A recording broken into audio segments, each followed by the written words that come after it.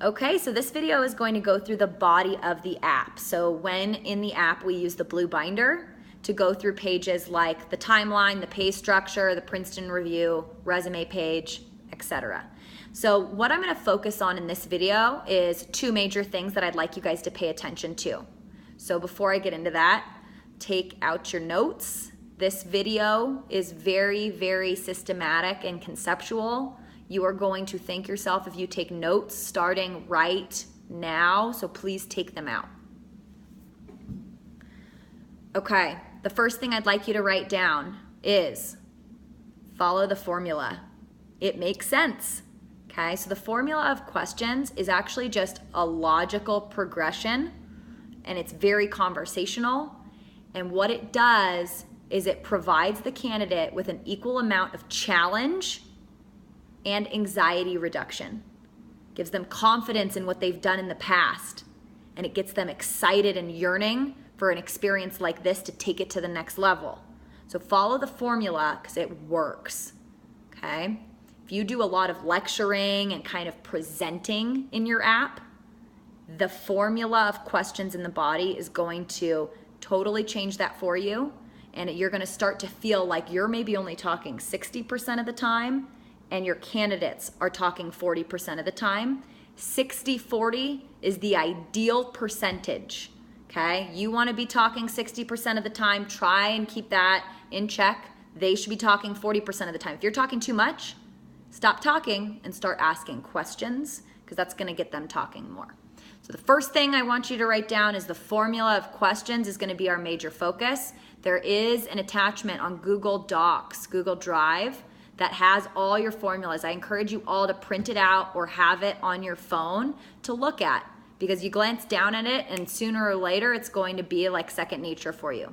Second thing to write down in your notes right now, I want you to notice how with almost everything I say during the body, I say 2 sentences and then I ask a question, okay? So page 1, I'm gonna talk about the 2-day training for 2 sentences, and then I'm gonna ask a question. That is how you make it conversational. Say 2 sentences about the spring timeline, and then I'm gonna ask a question, maybe 2 more questions. Next page, I'm gonna say 2 sentences and explain the page of the summer, and then I'm gonna ask a question. 2 sentences and a question is the next thing I'd like you to notice. Let's get this party started. All right, guys, so we're gonna go ahead and jump into some questions that you have. So some really common questions that I get almost every info session, timeline, when's the internship start, time commitment, how many hours is it? I get asked about pay structure sometimes. Some people ask about what the benefits of having a resume with this on it would look like. So what are some questions that you guys have? When does it start? Okay, sure. So I'm gonna use this blue binder here. Come in, it's got some cool pictures to look at. So the internship begins not until the spring semester in either February or March, and it starts at a 2-day training seminar that looks like this. Okay, as you can tell by the pictures here, everyone's dressed up in nice attire. You're sitting in a classroom style training for 2 days on a weekend, looking at PowerPoint slides and really learning some concepts and some theories that we're gonna teach in the program.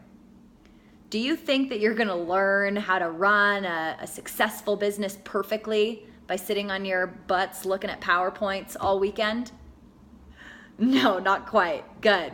So on this next page here, from that training, we start actually taking it into the field. So this is the portion of the internship where you're gaining clients, you're meeting a lot of people, you're really getting your name out there and you're branding yourself.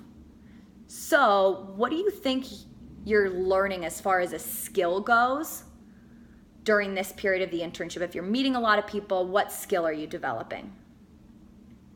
Communication, okay, professional communication skills.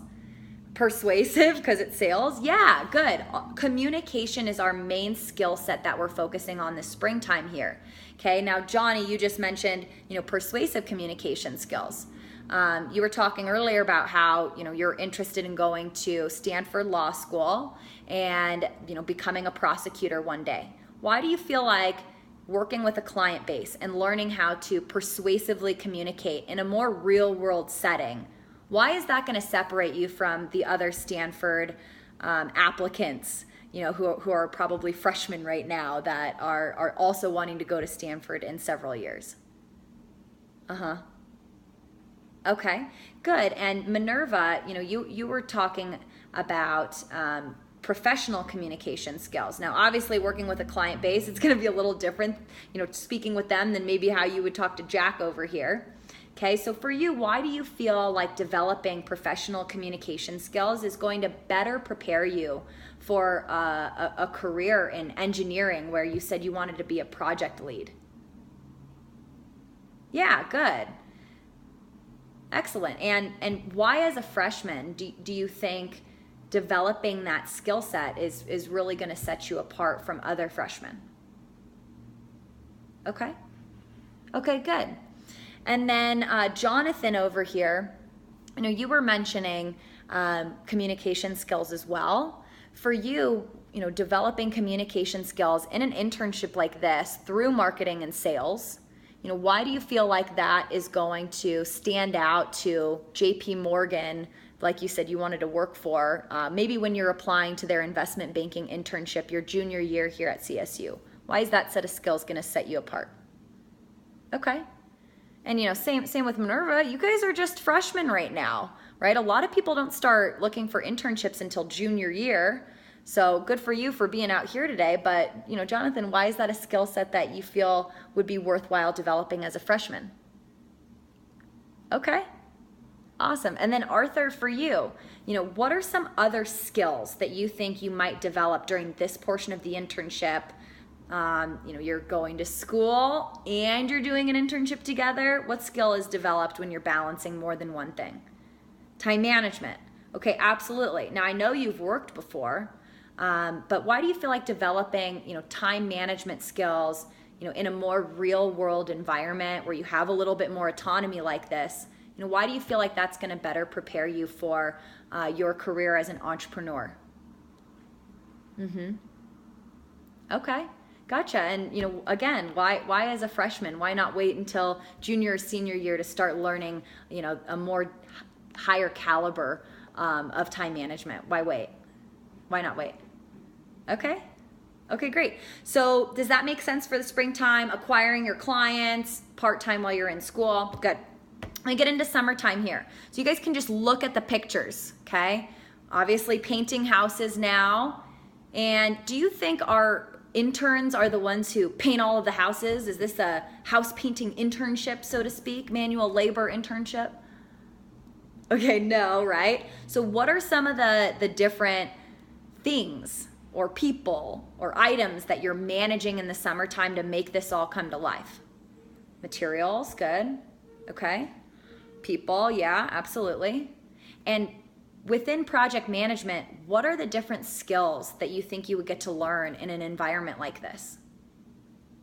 Leadership, Minerva, absolutely. Okay, great. So, for you, Minerva, you've already been sports team captain for 3 different sports. Why would developing a more professional leadership skill set benefit you as a freshman? And why do you feel like that's going to help you in your engineering career? A lot of engineers stereotypically just get to, do their work on their own work, and as long as they hit deadlines, everything is good. Why do you feel like you want to develop leadership skills to be an engineer? Team lead? Absolutely. Good. And what are some past experiences that you've had in a leadership role, maybe more project management focused? Okay. Great. And Jonathan, back over to you. You were mentioning management and financial management. Okay, so obviously going into investment banking and being in charge of, P&L management and being able to actually see the budgeting for your materials and understand, how to set up a payroll and pay employees. So for you, why is that an experience that you feel like JP Morgan is going to be looking for, in hiring students right out of college? Okay, excellent. And what's some experience that you have with budgeting in the past? Okay, great. All right, guys, so that was a whole bunch of questions. Hopefully that gives you guys enough ammunition and examples of a lot of different careers. And I hope you noticed page, 2 sentences of an explanation, 1 question. And if you notice, the question that I throw out to the whole group is usually, what skills do you think you're developing by doing this?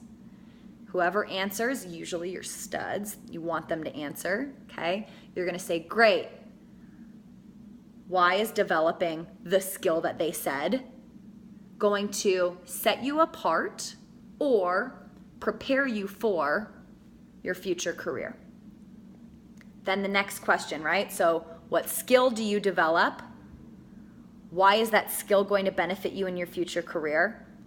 The last one is urgency, right? Why now? You're just a freshman right now, man. Why would this skill benefit you as a freshman? Why not wait till junior year like most of the people do? Challenge them. Okay, another challenge question would be, and what have you done in the past that prepared you for something like blank skill? Okay, perfect, guys. 2 sentences and a question, and follow that formula. The more questions, the better.